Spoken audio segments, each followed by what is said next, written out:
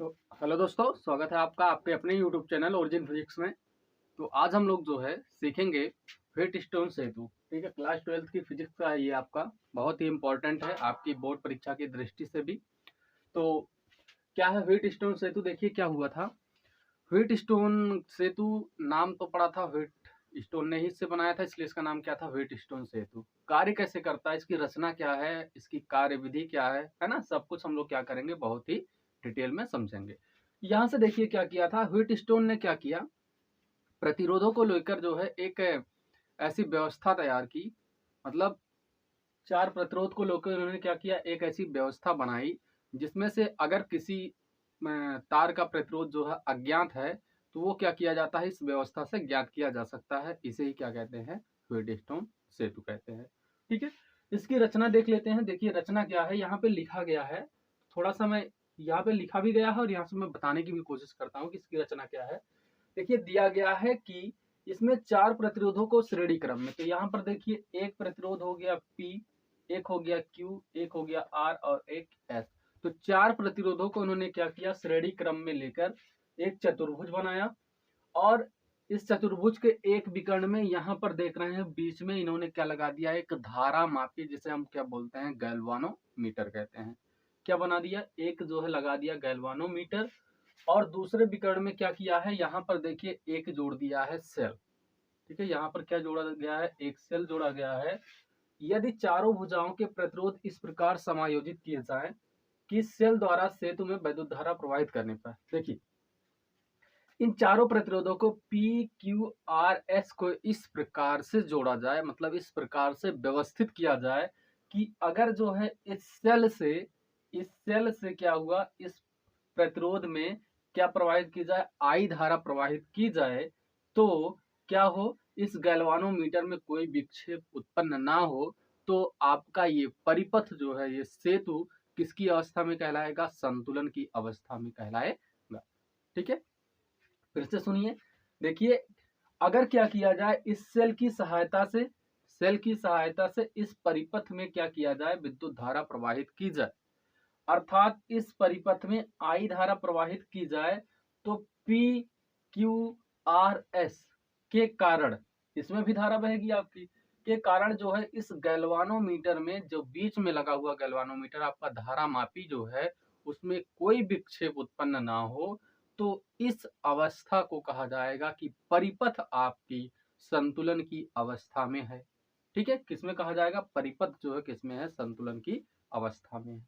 ठीक, उसके बाद कह रहा है कि इस दशा में चतुर्भुज की किन्हीं दो संलग्न भुजाओं के प्रतिरोधों का, तो इस दशा में अगर आपका परिपथ संतुलन की अवस्था में है, तो चतुर्भुज की किन्हीं दो भुजाओं का, जैसे P भुजा, Q भुजा, R भुजा, S भुजा। ठीक है, जैसे चतुर्भुज की किन्हीं दो भुजाओं, इसका मतलब P बटे Q बराबर R बटे S।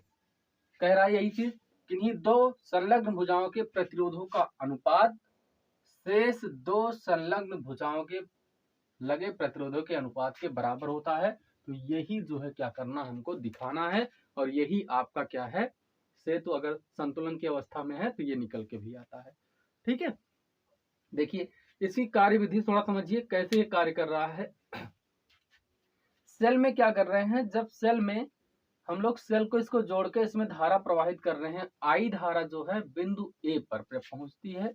आई धारा कहाँ पहुंचती है, बिंदु ए पर पहुंचकर ये दो भागों में I1 और I2 में बट जाती है। कितने भागों में, दो भागों में, I1 और I2 में क्या हो गई, बट गई। I1 धारा क्या होती है, इधर से जो है P प्रतिरोध से होते हुए क्या होती है, अगर गैल्वानोमीटर में कोई विक्षेप नहीं उत्पन्न हो रहा है, तो जो धारा I1 A से B में है, वही धारा क्या होगी, I1 B से C में भी होगी। ठीक है, वही धारा कहाँ होगी, बी और सी में भी होगी। और जो धारा जो है I2 A से D में होगी, वही धारा क्या होगी, C से D में भी होगी। तो इस प्रकार से हम लगाएंगे किरचॉफ का दूसरा नियम। क्या लगाएंगे, किरचॉफ का दूसरा नियम। ठीक है, तो क्या हो जाएगा, किरचॉफ के दूसरे नियम के अनुसार, दूसरा नियम किरचॉफ का क्या है, अगर आप लोगों ने दूसरा नियम नहीं पढ़ा है तो वीडियो का लिंक जो है डिस्क्रिप्शन में है, आप देख सकते हैं। पहला दूसरा नियम दोनों बताया गया है। ठीक है, दूसरे नियम को क्या कहते हैं? बंद पास का नियम। अब देखिए कितने बंद पास बन रहे हैं, एक बंद पास ये है और एक बंद पास ये है। ठीक है, तो क्या लगाएंगे? किरचॉफ के दूसरे नियम के अनुसार बंद पास पहले में कौन सा? A B D A. क्या है पहला बंद पास? ए बी डी ए। क्या हो जाएगा? ए बी डी ए में। ठीक है, ए बी डी ए में क्या हो जाएगा? यहां से I1 क्या हो जाएगा? I1 P माइनस इधर इधर क्या जा रही है आपकी? I2 R बराबर क्या होता है? सेल का विद्युत वाहक बल। तो सेल का विद्युत वाहक बल क्या है? 0 है, तो क्या लिख देंगे? 0। ये हो गया। इसको आगे सॉल्व करेंगे तो क्या हो जाएगा? I1 P बराबर I2 क्या है? R। ये हो गया आपका समीकरण नंबर 1 हो गया। ठीक है, इसी प्रकार से हम लगाएंगे दूसरे पाथ में, है ना, दूसरे बंद पास में क्या? किरचॉफ का नियम। तो लगाइए दूसरे बंद पास, क्या नाम हो जाएगा? B C D B. B C D B में इसके अनुसार यहां पर क्या होगा? देखिए I1 Q क्या हो जाएगा? I1 Q minus I2 S बराबर 0। इसको और सॉल्व करेंगे तो ये हो जाएगा I1 Q बराबर I2 क्या है? S। समीकरण नंबर हो गया 2। ये हो गया हमारा। तो सेतु संतुलन की अवस्था में क्या कर दीजिए? समीकरण 1 को समीकरण 2 से डिवाइड कर दीजिए, है ना। संतुलन की अवस्था में क्या हो जाएगा? समीकरण 1 भागे कितना? तो क्या आएगा? I1 P बटे में I1 Q equal to I2 R बटे में I2 S।